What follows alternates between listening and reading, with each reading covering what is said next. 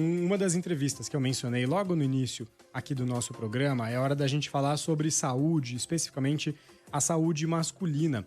Isso porque alguns dados sobre o câncer de pênis têm chamado a atenção de médicos aí pelo nosso país. Isso porque, em média, 400 homens morrem vítima dessa doença a cada ano aqui no nosso país. O que chama ainda mais atenção é de que, segundo um estudo do Hospital AC Camargo, com base em dados do sistema DataSUS do Ministério da Saúde, a mortalidade por essa doença, pelo câncer de pênis, está estagnada no país, está praticamente estável, num levantamento que considera o período de 2008 a 2018. Então a gente não está conseguindo avançar na luta, no diagnóstico e depois nos tratamentos possíveis para esse tipo de doença. A gente vai tentar entender o que está por trás desse cenário e como que a gente consegue avançar nisso, quais são as dicas que você que está nos ouvindo deve ficar atento aí para monitorar essa situação. E para falar sobre isso, a gente vai receber aqui hoje o Dr. Rodrigo Campos, que é médico titular do Departamento de Urologia do AC Camargo Cancer Center. Dr. Rodrigo, obrigado pela sua participação aqui no Show da Notícia. Boa tarde, Guilherme. Boa tarde, ouvintes. Eu queria agradecer inicialmente a oportunidade de estar aqui e parabenizar a Rádio CBN pelos seus 30 anos de trajetória. Eu que sou um ouvinte assíduo da rádio e estou muito feliz de estar aqui hoje com vocês.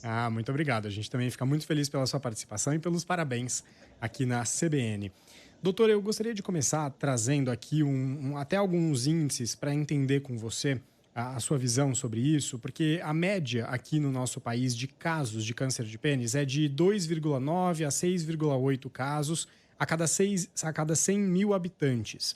Nos Estados Unidos, essa taxa vai para 0,6 e na Europa o índice também fica sempre abaixo aí da casa de 1 caso para 100 mil habitantes. O que explica essa prevalência tão alta do câncer de pênis no nosso país, doutor? Guilherme, isso reflete basicamente as nossas condições socioeconômicas, né? Nível de educação, cuidados de higiene. Isso é um dado muito triste, porque o câncer de pênis é uma doença completamente evitável, né? Em tese, ela não deveria existir ou ter uma taxa muito baixa, porque a prevenção é muito simples, né? É só realizar a higiene adequada, né? Quer dizer, lavar o pênis 2 vezes por dia, expor o pênis, lavar com água e sabão. É basicamente isso, né? Então, isso é um dado muito triste, né? E se você olhar os dados do trabalho, de 2008 a 2018, os dados revelados aí no sistema do DataSUS, a nossa mortalidade está estagnada, né? Quer dizer, se nós tivéssemos melhorado em condições socioeconômicas, isso deveria ter caído, o que aconteceu em vários países ao redor do mundo, e nós estamos na mesma nesses últimos 10 anos do período do levantamento. Imagino que isso também tem uma relação, doutor, com eu imagino que a questão da higiene que você mencionou é a primeira, né? É a primeira forma ali de prevenção, mas esses números também muito elevados, e especialmente quando a gente fala de mortalidade, também certamente estão relacionados a problemas de não só de saneamento básico, mas dificuldade de acesso a tratamentos, ou seja, a desigualdade social também acaba impactando no avanço dessa doença. Sim, com certeza. Nós vemos, muitos dados mostram que os pacientes demoram em média 7, 8 meses entre a primeira manifestação da doença e terem acesso a uma biópsia, né? Então, isso reflete, claro, isso pode refletir o comportamento, né? O paciente deixa de procurar por medo, por preconceito, mas também uma dificuldade ao acesso de saúde, que nós sabemos que é muito desigual de acordo com as regiões do país e os diferentes países. Então, realmente existe essa dificuldade e isso é um dado também alarmante, né? Em tese, se nós estivéssemos melhorando nesse aspecto, isso deveria também ter melhorado. Sim. Em alguns dos casos mais graves, doutor, existe, inclusive, a necessidade de amputação do pênis por conta do avanço da doença. Eu queria te ouvir sobre os tratamentos possíveis e a importância do diagnóstico precoce exatamente para se evitar uma situação drástica como essa. Então, eu queria esse panorama de quais são os tratamentos possíveis e como que a prevenção, por exemplo, as biópsias, como você mencionou, num tempo adequado, podem evitar com que o quadro se evolua para um cenário de tanta gravidade como esse que eu mencionei. Bom, o câncer de pênis, como a imensa maioria das outras doenças, tanto oncológicas como não oncológicas, o diagnóstico precoce é o segredo para um tratamento menos agressivo e para taxas de cura maiores, né? Então, o pênis é um órgão fácil de examinar, você é um órgão que está exposto, normalmente a doença se manifesta por uma úlcera, por uma ferida ou por um nódulo que aparece no pênis. E isso normalmente é muito fácil de visualizar. É diferente, por exemplo, colo do útero, é um órgão mais difícil de se examinar, um órgão que esteja dentro do abdômen. Então, quanto mais cedo o diagnóstico for feito, né, o paciente olha uma ferida que não fecha, depois de algumas semanas, a solução seria procurar um médico, fazer uma biópsia, e, obviamente, quanto menor o tamanho da lesão, mais fácil é o tratamento. Às vezes, uma pequena úlcera, uma pequena ferida, que seja restrita ao prepúcio, que é a pele que recobre o pênis, se resolve, por exemplo, com uma cirurgia de fimose, vamos assim chamar. Agora, as lesões que infiltram, por exemplo, a glande, que é a cabeça do pênis, elas vão necessitar da amputação da glande muitas vezes. Ou algumas lesões que estão localizadas mais na base do pênis vão necessitar da penectomia total, que é a remoção total do pênis. Então, quanto mais cedo se chega ao diagnóstico, mais fácil é o tratamento. O câncer de pênis é uma doença que ela dá poucas metástases à distância, né, através do sangue.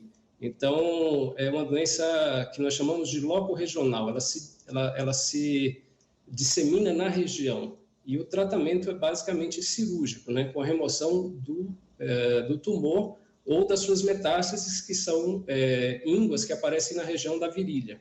Então, quanto mais cedo se diagnosticar, menos agressivo é o tratamento, maiores as taxas de curas e menor é a mutilação.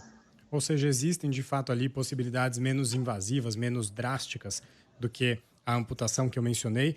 E, inclusive, você acabou respondendo, doutor, uma dúvida aqui da nossa ouvinte, Elizabeth, perguntando se a postectomia melhora, né? É um tratamento possível, que é justamente a circuncisão, né? Que você mencionou agora há pouco. Então, de fato, é uma das vias ali possíveis, tanto como prevenção, quanto para a solução de casos mais moderados nessa região específica, é isso?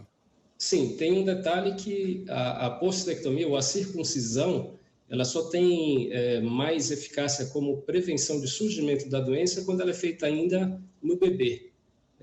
Feita no adulto, ela não vai diminuir as taxas de surgimento da doença, mas ela vai facilitar, por exemplo, o diagnóstico, né, já que o órgão vai ficar exposto, porque com a fimose, normalmente não se consegue expor a cabeça do pênis.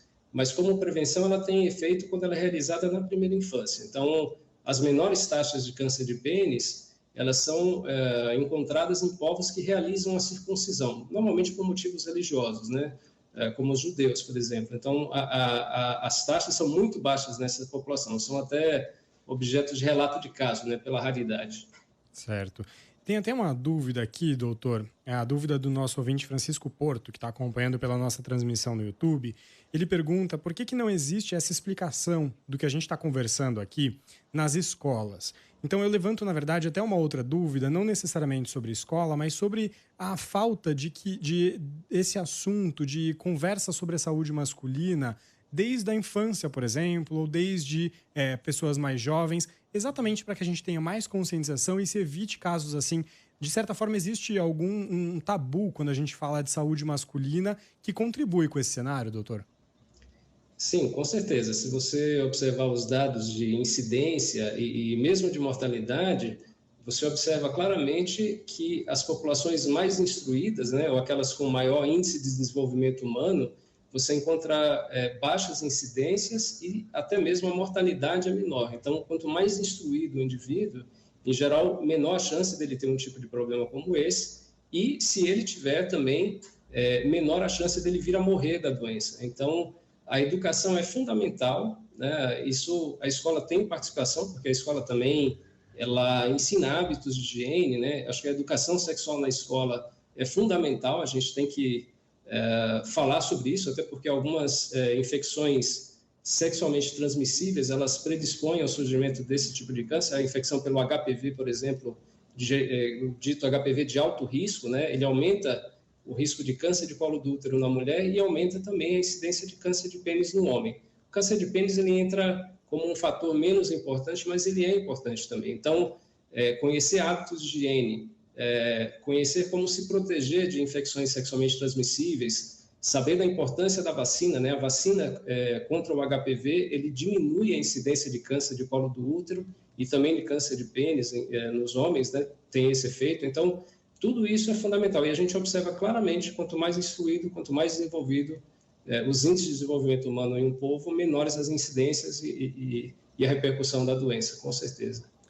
Exatamente por ter essa questão do tabu que a gente falou, muitas vezes é um assunto que é tratado até em tom de piada, né, de graça. Eu fico até feliz porque a gente está tendo bastante participação aqui dos nossos ouvintes interessados em aprofundar, em saber um pouco mais. Então tem também mais uma dúvida aqui do Laureano Arantes Neto, que também nos acompanha pela transmissão no YouTube. E ele pergunta, doutor, aí não necessariamente só sobre o câncer de pênis, mas eu também queria te ouvir sobre isso, sobre como que a pandemia atrapalhou os exames médicos e clínicos para o diagnóstico de diversas doenças, mais especificamente do câncer de pênis. Isso também nos traz um alerta, menos pacientes indo aos médicos, a gente pode ter talvez uma piora nesse cenário. Como que a sua experiência, dos seus colegas, o que essa experiência conta para o senhor?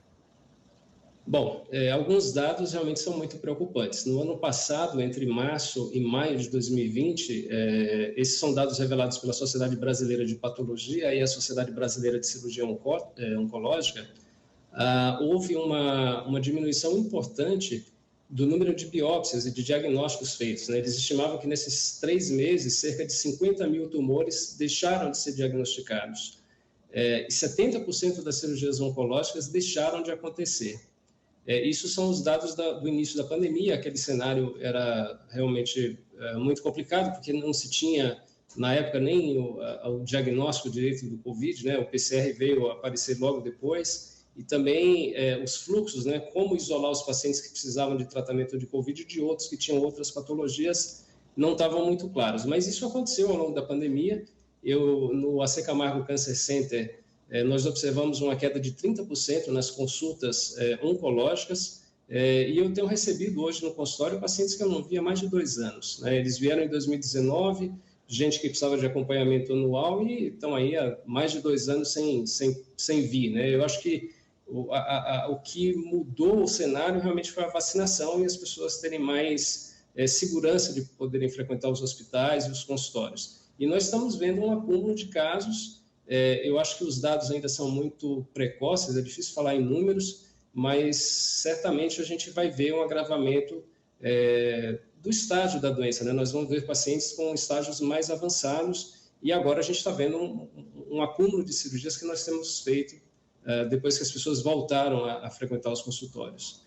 Por isso que é tão importante a gente aproveitar esse momento em que a pandemia de fato está com índices melhores, não abandonando os cuidados, né? Então sempre usando máscara, já tendo sido vacinado, mas voltar às consultas, garantir aí esse atendimento para evitar casos mais graves dessa doença especificamente, do câncer de pênis, mas enfim, de todas as outras.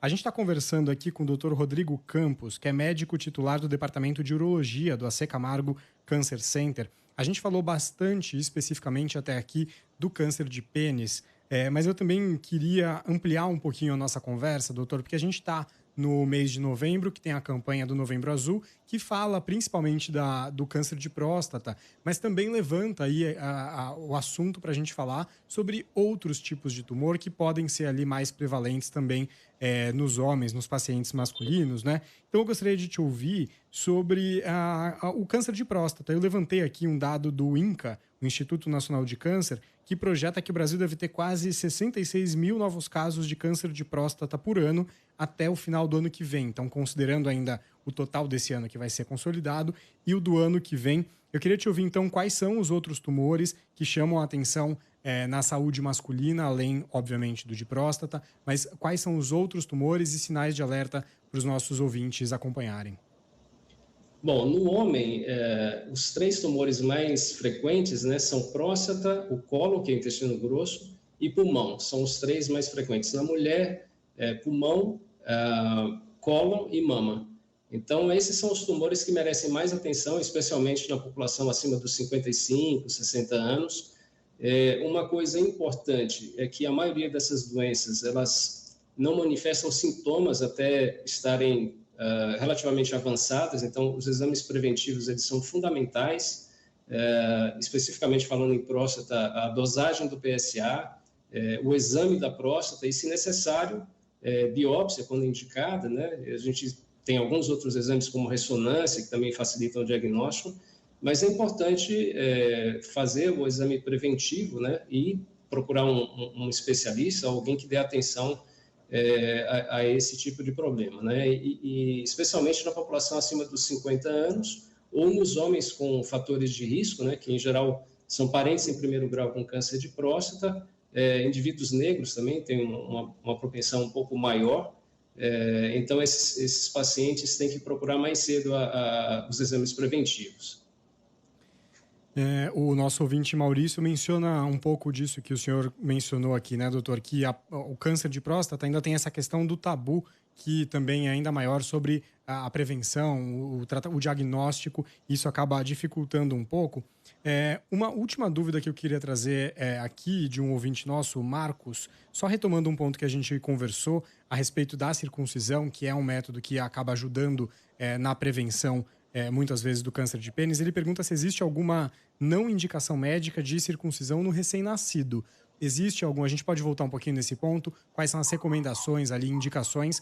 Claro, tratando aí especificamente, como você mencionou, existem às vezes até componentes religiosos que as pessoas consideram para isso, para fazer esse procedimento, mas pensando aqui do ponto de vista da saúde e do câncer de pênis, existe alguma recomendação? O que a gente pode falar para o nosso ouvinte sobre isso? Assim, é importante ficar claro que a circuncisão ela não é obrigatória, não deve ser feita em todo mundo, a não ser por motivos religiosos, né? Isso a gente não discute, porque em termos de prevenção de câncer de pênis, se o indivíduo consegue expor a glande e ele higieniza da forma adequada, se ele consegue expor a cabeça do pênis e lava todo dia, para ser muito claro, a chance de desenvolver uma doença dessa e as doenças inflamatórias do pênis, ela é muito baixa. A contraindicação para fazer a circuncisão, eu acho que as alterações da coagulação, né, hemofilia ou algum bebê que tenha algum problema desse tipo, vai ser uma contraindicação. Mas é importante ficar claro que você não precisa operar todos os indivíduos para você prevenir esse tipo de doença. A higiene adequada, né, ela vai prevenir a maior parte dos problemas. Agora, claro, aqueles indivíduos que a glande não expõe, que ela não pode ser exposta, você deve operar, isso não tem dúvida. O nosso ouvinte Francisco Porto falando aqui que a gente está discutindo higiene e vacina, ele comenta a que ponto chegamos. Por outro lado, são também 2 pontos que a gente consegue avançar com uma certa facilidade se a gente tiver ali o básico, né? Informação, claro, as vacinas nos casos de doenças que têm vacinas, né? Aqui ele está trazendo outros assuntos também para nossa conversa, mas pelo menos são 2 pontos que a gente consegue avançar com alguma facilidade e garantir mais saúde aí para nossa população. Então eu gostaria de agradecer, a gente conversou com o Dr. Rodrigo Campos, que é médico titular do Departamento de Urologia do AC Camargo Cancer Center. Muito obrigado, doutor, pelos seus esclarecimentos. Guilherme, eu que agradeço, um abraço a todos, parabéns mais uma vez. Muito obrigado e obrigado também aos ouvintes que participaram tanto aqui, enviando suas dúvidas, comentários, e a gente pode deixar essa conversa ainda mais rica. Agora, 3h50, a gente vai para o intervalo com notícias da sua região e já voltamos.